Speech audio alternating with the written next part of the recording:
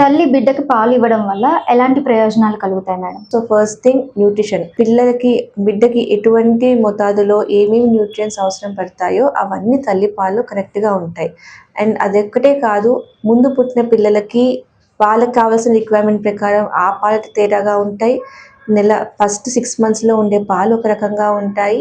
6 months దాటిన తర్వాత కూడా ఆ పాలు బిడ్డకి నీడ్ని బట్టి మారుతూ ఉంటుంది. ఇది న్యూట్రియన్స్ వైజ్ వాళ్ళకి వచ్చే బెనిఫిట్ అండి. Second thing immunity. సో ఈ పాలలో యాంటీబాడీస్, వేరే డిఫరెంట్ సబ్స్టెన్సెస్ ఉంటాయి. వీటి వల్ల పిల్లలో ఇన్ఫెక్షన్స్ అగేన్స్ట్ ఇమ్యూనిటీ అనేది డెవలప్ అవుతుంది. Third thing long term diseases, అంటే మన ఆస్తమా, ఎలర్జీస్, ఒబెసిటీ, డయాబెటీస్ లాంటి డిఫరెంట్ లాంగ్ టర్మ్ క్రానిక్ డిసీజెస్కి కూడా తల్లిపాలు తాగిన పిల్లల్లో తక్కువ ఛాన్సెస్ ఉండొచ్చు అనే స్టడీస్ కూడా ఉన్నాయండి. And fourth thing bonding. తల్లికి బిడ్డకి ఆ బాండింగ్ అనేది ఈ బ్రెస్ట్ ఫీడింగ్ వల్ల ఏర్పడుతుంది.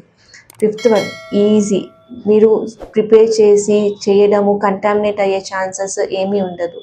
రెడీగా బిడ్డకి వెంటనే పాలు ఇవ్వగలిగే బ్లెస్సింగ్ దిస్ బ్రెస్ట్ ఫీడింగ్.